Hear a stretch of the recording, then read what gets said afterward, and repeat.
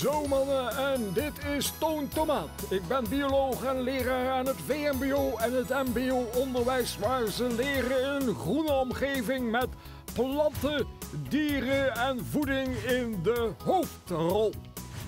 En vandaag wil ik het met jullie hebben over het Limburgse fruit en ik begin met de aardbeien. Ja, wie houdt er niet van aardbeien?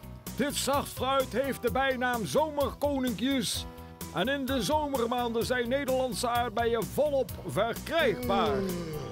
Oh, wat saai. Ze hebben een heerlijke zoete smaak, net als ander zacht fruit zoals de bessen, de babaramen en de frambozen. Peren. Peren zijn nauw verwant met appels. Je kunt peren in twee categorieën verdelen. De handperen en de stoofperen. Handperen rijpen op kamertemperatuur en worden steeds zachter. Stoofperen kun je niet rauw eten.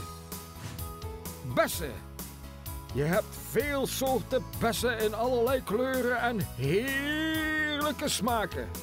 Maar eet nooit zomaar een bes in het bos tijdens het wandelen. De kruisbes, de bosbes, de braam, framboos en rozenbottels zijn wel eetbaar.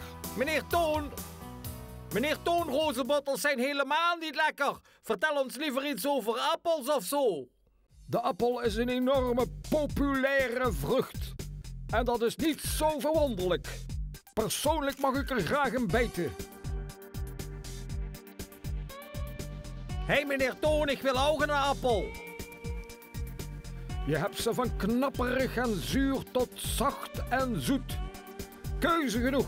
Onze eigen Hollandse appels die in de late zomer en de herfst worden geoogst. Kersen. Ja, kersen. Je hebt twee soorten kersen in Limburg. Zoet en zuur. Een kers kan verschillend van kleur zijn, maar heeft altijd een ronde vorm en groeit aan een kersenboom.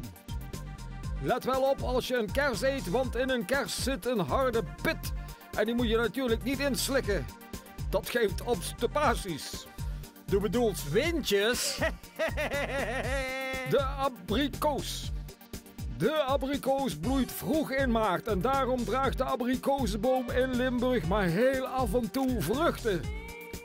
Wij krijgen de abrikozen vaak vanuit de zuidelijke landen. De abrikoos is heerlijk en heeft een fluweelzachte huid.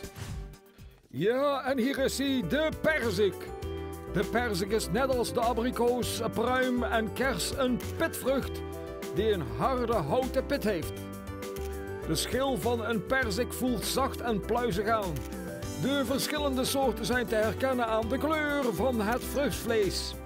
Wit, geel of rood. Ik bedoel roze. De pruim. Je hebt verschillende soorten pruimen. Pruimen zijn lekker en gezond. Pruimen groeien aan een boom. Je hebt rode en zwarte pruimen. Als je niet goed naar de wc kunt, eet dan maar eens een zwarte pruim. Vast en zeker dat het veel en veel beter gaat.